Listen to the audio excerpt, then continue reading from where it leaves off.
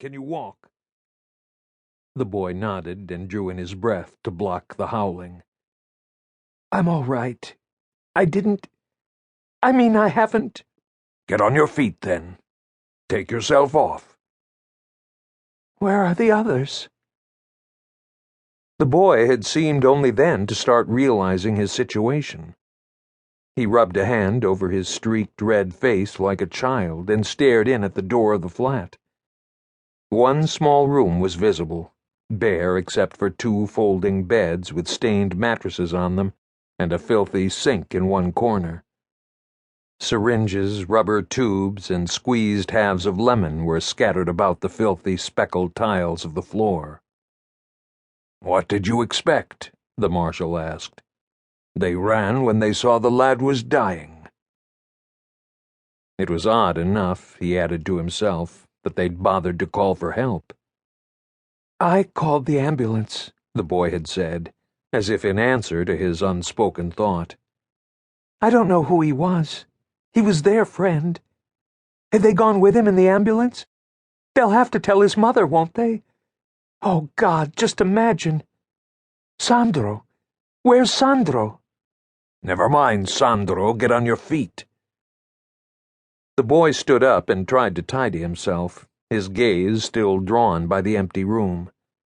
"I should find Sandro, see if he's all right. He came here with me." "Well, he left without you.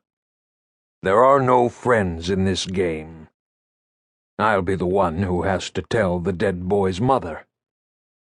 Don't you realize I could arrest you? The others were sharper than you are. Do me a favor and go home. And remember, it might be your mother I have to tell next time." He hadn't arrested him, though he couldn't have said why for certain. Might have done him good, though the death he'd just witnessed was probably more than enough for him. In any case, there was something disarming about the boy. He'd even given him a coffee in the bar downstairs before sending him on his way and addressing himself to the problem of the den of vice above. The death that night was more than enough. Marco's father, who turned out to be a well-known art historian and critic, sought out the marshal, ostensibly to apologize and thank him. Marco himself had been the one who actually did the apologizing and thanking, after which his father sent him out of the room and tried to offer the marshal money. The marshal had refused and stared hard at Landini with bulging, expressionless eyes. He didn't like him. "I don't want anything," he said. "I'm paid to do my job." "Come now, surely." The marshal had gotten to his feet then. "Look after the boy," he said by way of dismissal. A useless admonition, as it turned out to be, because Landini no longer lived with Marco's mother, but with another woman whom he was later to marry. He still maintained his first family, and in consequence felt free to make the occasional deus ex machina appearance and lay down the law. Such was his visit to the carabinierithe station at Palazzo Pitti, a source of deep embarrassment to his son. Poor Marco. The marshal came out into Piazza Santissima Annunziata, and his glance was drawn to the right, where the white swaddled babies on their blue medallions were illuminated along the front of the 15th-century orphanage.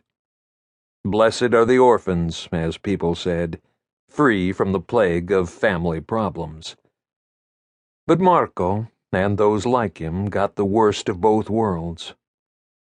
He crossed below the dark bulk of the equestrian statue and left the square to the right. He hadn't been surprised at Marco's phone call the other day. Landini's death had been reported in all the papers and mentioned on the television news. He'd left a considerable collection of paintings. "Have you heard?" "Yes, I saw it in the Nazione." "He left me some money in the studio. I was a bit surprised, to tell you the truth, but I confess that it comes at a time when I really need it." "I'm glad for you."